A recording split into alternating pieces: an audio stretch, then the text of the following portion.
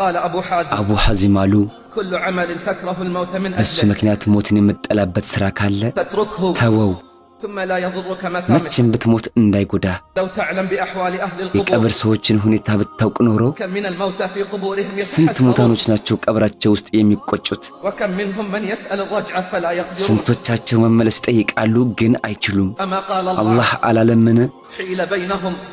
وبين ما يشتهون ገዶች ተደረገ በእነሱና በሚፈልጉት መካከል ما قيمة الحياة የህይወት ዋጋ ምንድነው ما قيمة الحياة የህይወት ዋጋ ምንድነው إذا لم تكن في طاعة الله አላህን በመታዘዝ ላይ ካልሆነ والاستعداد እሱን للقاء ለማግኘት በመዘጋጀት ላይ ካልሆነ أما قال رسول الله صلى الله عليه የአላህ وسلم መልእክተኛ ሰለላሁ ዐለይሂ ወሰለም አላሉምን خيركم من طال ከናንተ عمره በላጩ እድሜው ረዘመና وحسن ስራው عمله ያማረ ነው وشركم من طال عمره وساء ከናንተ عمله መጥፎ እድሜው ረዘመና ስራው የከፋ ነው إن النفس ትንፋሽ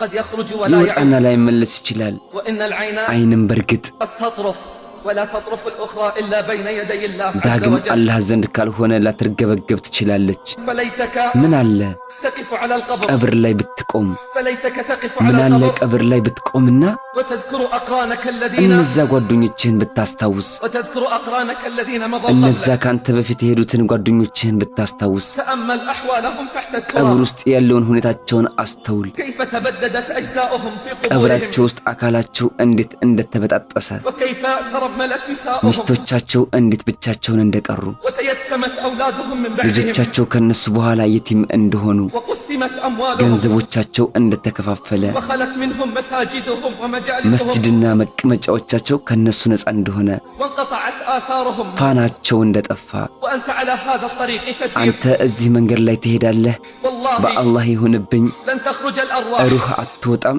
والله لن تخرج الأرواح من الدنيا በአላህ ይሁንብኝ ሩህ አትወጣም ከዱንያ حتى تسمع إحدى البشرين ከሁለት ብስራቶች አንዱን ሳትሰማ إما أبشر يا عدو الله بالنار ወይ አብሽር በሳት አንተ የአላህ ጠላት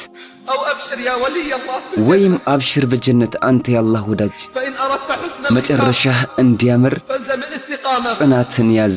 واعلم أنها أعظم الكرامة እሱ ታላቁ ከራማ እንደሆነ እወቅ وإياك والتسبيح አደራ አደራ ነገ ማለትን وطول الأمل ምኞት ማስረዘም فوالله أكثر بكاء أهل النار ወላሂ የሳት ሰዎች ብዙ ለቅሶ من سوف ولعل وعسى ቆይ አድርገዋል በማለት እየከጀሉ ነው اعلم بارك الله እወቅ አላህ ይባርክህና أن كل شيء تفعله ሁሉም باختيارك ነገር በምርጫህ ታደርገዋለህ إلا الموت ሞት ሲቀር إلا ሞት الموت ሲቀር فلا خيار لك ستموت ምርጫ የለህም ትሞታለህ شئت ወደድክም أم أبيت ጠላህም قال الحسن ሐሰን አሉ فاتق الله يا ابن آدم ያደም ልጅ ሆይ አላህን ፍራ لا تجتمع عليك ሁለት خصلتان ባህሪዎች አይሰብሰቡብህ سكرة الموت የሞት ስካርና وحسرة الفوت والندى የሞት ቁጭትና ጸጸት فيا لها من ምን ساعة አይነት ሰዓት ናት لا تشبهها ساعة እሷን የሚመስላት ሰዓት የሌለ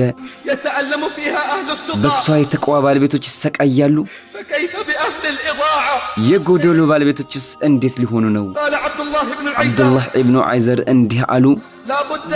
የግድ ነው لابن آدم من بيتين የአደም ልጅ ሁለት ቤቶች ይኖሩታል بيت على ظهر الأرض አንድ ቤት በመሬት ጀርባ وبيت في بطن አንድ الأرض ቤት ደግሞ በመሬት ሆድ ውስጥ فعمد إلى الذي على الأرض ወደ ምድሩ ቤት አቀናና فزخرفه وزينه አስዋበው አስጌጠው وجعل فيه أبوابا للشمال وأبوابا للجنوب ለሰሜኑም በር ለደቡብም በር አደረገበት وضع فيه ما يصلحه لصيفه وشتائه ለበጋውና ለክረምት የሚጠቅመውንም አስቀመጠበት ثم عمد إلى الذي في بطن الأرض በምድር ጀርባ ስላለው ቤት አሰበና فخربه ودمره አበላሸው አፈረሰው فأتى عليه آتي فقال አንድ ሰው መጣና አለው أرأيت هذا البيت ይሄን ቤት አየኸው أرأيت هذا البيت الذي أراك قد ይሄን أصلحته ያስተካከልከውን ቤት አየኸው كم تقيم ምን فيه ያክል ጊዜ ትኖርበታለህ كم ستقيم ምን فيه ያክል ትኖርበታለህ قال لا أدري አላውቅም አለ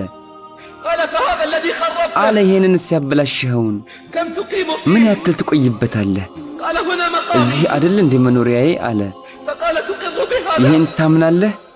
تقر بهذا وتدعي أنك عاقل ይሄን አምነህ ጤነኛ ነኝ እያልክ እየተቀበልክ ነው والله لو علم أهل በአላህ العافية ይሁንብኝ ጤነኛ ሰውነት ባለቤቶች ቢያውቁ ኖሮ ما تضمنته القبور من الأجساد البالية የያዙትን ይለፉ ይታገሉ ነበር لو كان بالقلوب حياة ልብ ውስጥ ህይወት ቢኖር ኖሮ ولكن أسمعت لو ناديت ህይወት حيا ያለውን ብትጣራ ይሰማህ ነበር ولكن لا حياة لمن تنادي አንተ የምትጣራው ግን ህይወት የሌለውን ነው أفق من سكرتك ከስካርህ ንቃ قبل حسرتك ከቁጭትህ በፊት وتذكر نزور حفرتك وهجران ጉድጓድ الأقارب ውስጥ መግባትንና ዘመዶችህን መተውን አስብ وانهض عن بساط الرقاد وقل أنا تائب ከእንቅልፍ ምንጣፍ ላይ ተነስ እኔ ተመልሻለሁ በል وبادر تحصيل መልካም الفضائل ነገሮችን ለመስራት ተቻኮል قبل فوت المطالب የምንፈልገው ከማምለጡ በፊት اسألوا المقابر عن سكانها መቃብሮችን ስለ ነዋሪዎቻቸው ጠይቋቸው اسألوا المقابر عن سكانها መቃብሮችን ስለ ነዋሪዎቻቸው ጠይቋቸው واسألوا اللحود عن أهلها ለህዶችንም ስለ ባለቤቶቻቸው ጠይቋቸው هل بعد الشباب إلا الهرم ከወጣትነት በኋላ ሽምግልና እንጂ ሌላ አለ እንዴ አኺራ ቲዩብ እስላማዊ ቻናል